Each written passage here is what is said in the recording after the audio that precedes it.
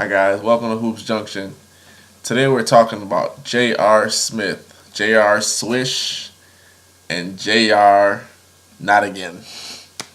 Apparently, J.R. Smith has been accused of choking a 19-year-old club after leaving the One Oak Lounge in New York City. This happened November 13th after the game in the Garden, which Cleveland played, and LeBron dropped 37 points. It was sight to see for LeBron. But off the court, J.R. Smith, pardon me, has been implicated in something really, really not good for him. It's really sad. And this is just allegations, but it's just for his name to be implicated in it, and he loves to go to clubs. He's the club fanatic. He's the club man. You know what I'm saying? He always goes out whenever he's in the town. He touches down and he likes to party.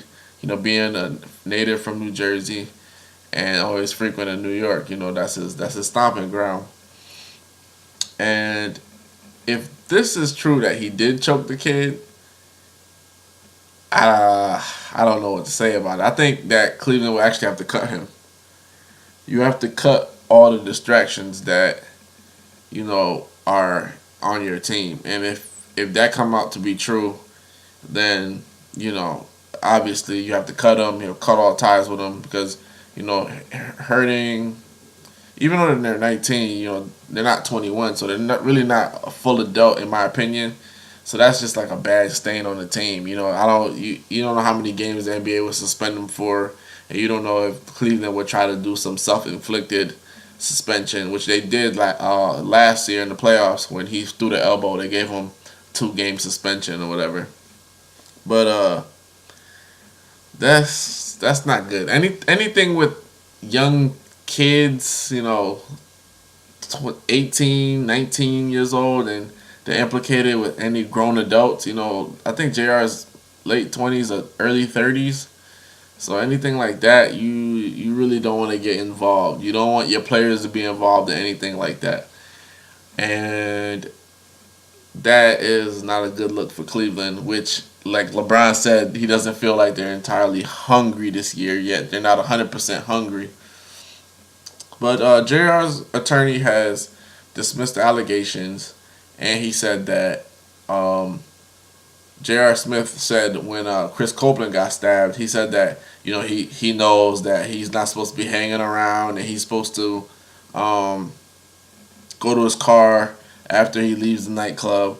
He's saying all the right things, but we all know it's bullshit because 2 years ago when he was on the Knicks, there was a game when they played. It was a Sunday game, and it was like early Sunday, and I guess all the guys had hangovers because they went to the club. And J.R. Smith was like one of the ringleaders, and he had like one of the worst games. So all this talk about he knows, get in your car and leave. It's all talk. Like you could tell with him, he loves the party. He loves the atmosphere. There was a time in the playoffs when he was on the Knicks. He was like in Rihanna's section. He was trying to dance on Rihanna, and Rihanna actually, I think she tweeted it or put it on Instagram and exposed him and said, these guys are thirsty to get in the limelight or whatever the case. It had J.R. Smith right there, drunk and acting, acting out like how he always does. So all this talk about him knowing what to do and how to handle himself in those situations, and he's a target, it's all bull.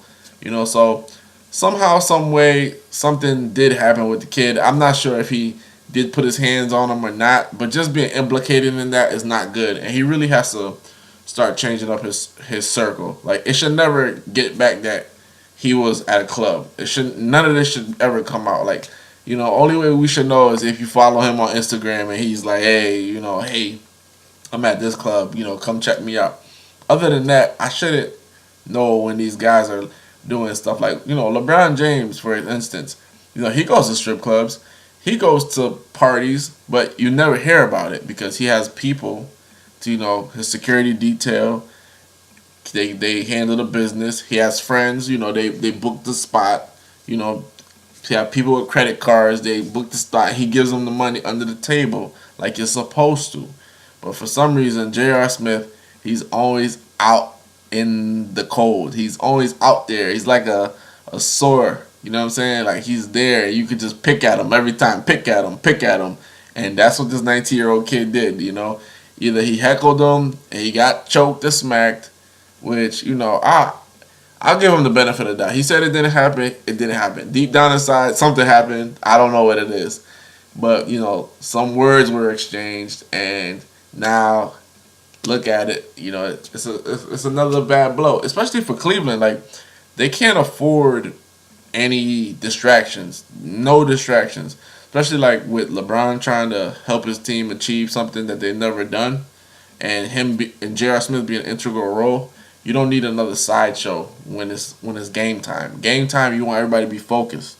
You don't need anybody to think about the club. You don't want anybody to think about the One Oak Lounge and whoever they choked up or slapped up. It's hard though. It's hard for some certain players because you got to remember certain guys. They are.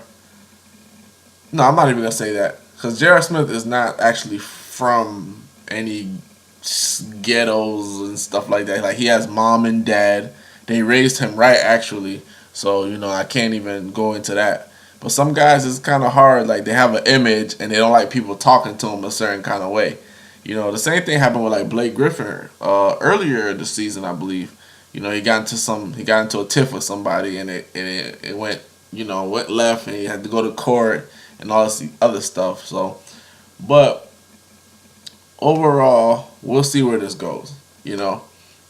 I hope he didn't do anything. Deep down inside, I felt like he did something because he's just known to be a knucklehead. It's just his name is always in something bad. Especially like a couple years ago in the playoffs when they needed him and he was going out to the clubs. And then a night by night basis when this team needed him. I mean, come on, man. That just looks bad on your part, man. You need to be getting your rest and stuff like that, and you're at the club. So, we'll see how this plays out. I'm hoping that it's not true, and this is just a guy, like a young kid trying to get some money. A lot of people try to do that. You can't even cough on somebody. They'll sue you. They'll say you gave them the Ebola virus or something. So, well, we'll see how this plays out. This is Vlad from Hoops Junction. Like, comment, and subscribe. Hoops Junction, where hoops meets hoopla.